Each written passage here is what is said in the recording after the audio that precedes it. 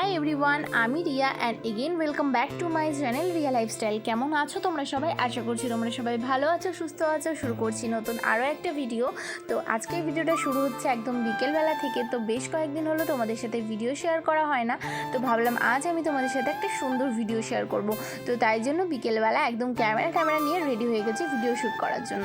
তো দুপুরবেলা ঘুম থেকে ওঠার পর এখানে আমি আমার বিছানার ওপর কিছু জামা কাপড় ছিল সেগুলো গুছিয়ে নিচ্ছিলাম, আর সাথে আমার বিছানাটাও গুছিয়ে নিচ্ছিলাম। তো এখন পরপর তো ভালো কয়েকটা বড় বড় ব্লগ আসবে, তার একমাত্র কারণ হচ্ছে সামনেই যেহেতু লোকনাথ পুজো। তো আমার মণিবাড়িতে তো লোকনাথ পুজো হয় ভীষণ বড়োভাবে। আগের বছরও তোমাদের সাথে আমি ছোট্ট করে একটা মিনি ব্লগ শেয়ার করেছিলাম। তো সেই ভিডিওটাতে যদিও বা সেরকম একটা রেসপন্স পাইনি, তো আশা রাখছি এবছর রেসপন্স পাবো। যাই হোক, এখানে দেখো ঘরে বাবা কতগুলো কাঁচা কলা এনে রেখেছিল, সেগুলোই তোমাদের সাথে শেয়ার করলাম।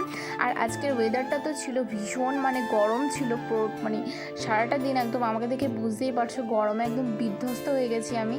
তো দুপুরবেলা ভাবলাম নিজেকে একটু রিল্যাক্স করা যাক। তো তাই জন্য এখানে দেখো আমি টিভির মধ্যে আমার প্রিয় কার্টুনটা চালিয়ে দিলাম শিনচ্যান, আর দেন এখানে আমি আমার বসে বসে স্কিন কেয়ারটা করে নিচ্ছি।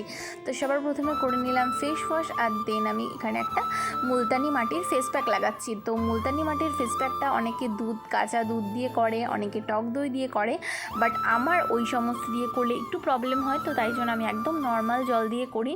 তো এই যে নর্মাল জল দিয়ে এটা আমি এখন আমার ফেসে অ্যাপ্লাই করে নিচ্ছি। আর না, মাঝে মধ্যে নিজের মন খারাপ থাকলে না তোমরাও এটা ট্রাই করবে নিজের সেলফ কেয়ার করার, তো দেখবে ভীষণ ভালো লাগবে। যাই হোক, আমি এখন সুন্দর করে আমার ফেসটাকে ক্লিন করে নেব। আর দেখো প্রায় অনেকটাই ঠিকঠাক লাগছে ফেস প্যাকটা অ্যাপ্লাই করার পর। তার কিছুক্ষণ আগে অবধি আমাকে ভীষণই কীরকম একটা লাগছিল। তো যাই হোক, এখন ভাবলাম একটু ফ্রেশ হয়ে একটু বাইরে থেকে ঘুরে আসি। তো বিকেল তো প্রায় 5:30 6টা বাজতে চললো। তো এই যে দেখো আমার টিভিতে তো এখনও পর্যন্ত কার্টুনটা চলছিল, তো সেটাই তোমাদের সাথে শেয়ার করছিলাম। আমার মতো তোমরা কে কে শিনচ্যান লাভার অবশ্যই আমাকে কমেন্টস করে জানিও।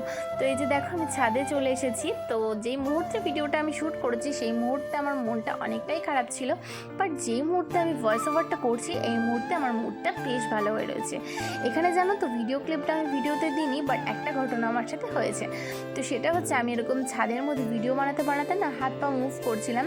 তো গাছের ডালে একটা পাখি বসেছিল, তো আমার হাত পায়ের মুভের কারণে না সেই পাখিটা উড়ে গেছে ডাল থেকে। তো আমি যে মুহূর্তে ভিডিওটা করেছি সেই মুহূর্তে তো আমি জিনিসটা নোটিস করিনি, বাট পরে ভিডিওতে দেখে জিনিসটা বেশ সুন্দর লাগলো। তোমরা যদি দেখতে চাও অবশ্যই আমাকে কমেন্টস করে আমি শর্টসে দেখিয়ে দেবো। যাই হোক, এখন আমি নিচে চলে যাচ্ছি। বাবা আমাকে ফোন করে ডাকলো নিচে, তো তাই জন্য ঝটপট করে এখন নিচে চলে যাচ্ছি। নিচে পৌঁছতেই দেখি বাবা নিয়ে এসেছে সিঙ্গাড়া আর বললে একটু চা বানানোর জন্য। তো এখন বাবার আমি মিলে সন্ধ্যাবেলায় টিফিন করব। তো ঘরে এসেই দেখো এখানে আমি চা বসিয়ে দিচ্ছি, আদা দিয়ে লিকার চা হবে এখন। আমাদের বাড়িতে তো একদমই দুধ চা হয় না, সেরকম একটা বছরে খুবই কম টাইম হয় আর কি আমি বলতে চাইছি। তো লিকার চাটাই ম্যাক্সিমাম টাইম হয়, আর আমরা এটাই পছন্দ করি। তো এখানে আদা দিয়ে আমি বানিয়ে নিলাম লিকার চা, আর এখন খাবো বাবার সাথে সিঙ্গাড়া মুড়ি আর লিকার চা। আজকের সন্ধ্যেটা তো ভীষণ ভালোভাবে জমে গেল। তো এখন আমি আর আমার বাবা মা মিলে সিঙ্গাড়া আর চাটা এনজয় করি। আমার ভিডিওটা তোমাদের কেমন লাগলো আমাকে কমেন্ট করে। আজকের ভিডিওটা এই পর্যন্ত, দেখা হবে পরে নতুন কোনো ভিডিওতে। তো নেক্সট ভিডিওগুলোতে আশা করে রাখছি তোমাদের রেসপন্স ভালো পাবো। তো সেই আশা রেখে আজকের ভিডিওটা শেষ করছি এখানে। দেখা হচ্ছে পরে নতুন ভালো কোনো ভিডিওতে। ততক্ষণ পর্যন্ত ভালো থেকো, সুস্থ থেকো। চলো টাটা, দেখা হবে নেক্সট ব্লগে। বাই।